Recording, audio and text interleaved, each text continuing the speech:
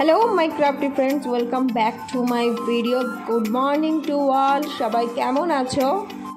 বেশ কিছুদিন যাবৎ আমার ছেলে স্কুলে যাচ্ছে আর একটা করে জিনিস হারিয়ে আসে। কোনো দিন পেন্সিল, তো কোনো দিন ইরেজার, সেদিন তো একটা নতুন স্কেলই হারিয়ে এসেছে। তো আমি ভাবলাম স্কেলটাকেই একটা ইউনিক ডিজাইন করে দিই, যাতে ওর স্কেলটা বোঝা যায় আর সেটা সহজে হারিয়ে না যায়। যেমন ভাবা ঠিক তেমনই কাজ। স্কেল আর রং আর তুলিটা নিয়ে বসে পড়লাম এটাকে রং করতে। তো বলে রাখি, তো যেহেতু আমরা স্কেলের ব্যাক সাইডে কালারিংটা করছি, তো সেই জন্য ব্যাকগ্রাউন্ডটা পরে হবে, আগে এর ওপরে ফ্লাওয়ারগুলো করতে হবে।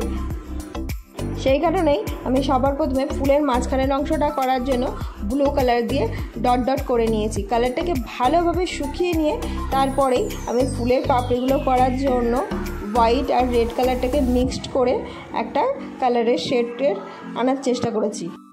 কোনো জিনিসেরই ব্যাক সাইড দিয়ে কালার করার সময় অবশ্যই মনে রাখতে হবে একটা কালার ভালোভাবে শুকিয়ে গেলে তারপরেই আরেকটা কালার করতে হবে, না তো দুটো কালার পুরো একেবারে মার্জ হয়ে যাবে আর জিনিসটা একদমই ভালো হবে না।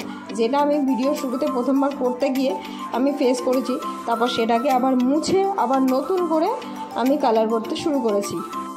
এইভাবেই রেড আর হোয়াইট কালারের দুটো কম্বিনেশনে আমি সমস্ত ফুলগুলোকে করে নেব।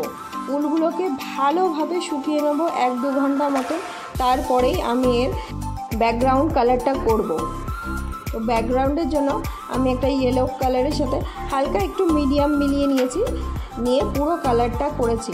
ইয়েলো কালারটা করার পরেও আমি এটাকে প্রায় আধা ঘন্টার ওপরে শুকাতে দিয়েছি। তার উপরে আমি এটাকে কালারটা সিকিউর করার জন্য ভার্নিশ অ্যাপ্লাই করেছি। আমার ভিডিওটা ভালো লাগলে অবশ্যই একটা লাইক করে কমেন্ট করে জানাবে স্কেলটা কেমন লাগছে। অবশ্যই আমার ইউটিউব চ্যানেলটাকে সাবস্ক্রাইব করে দিও। দেখাবে নেক্সট ভিডিওতে। টাটা।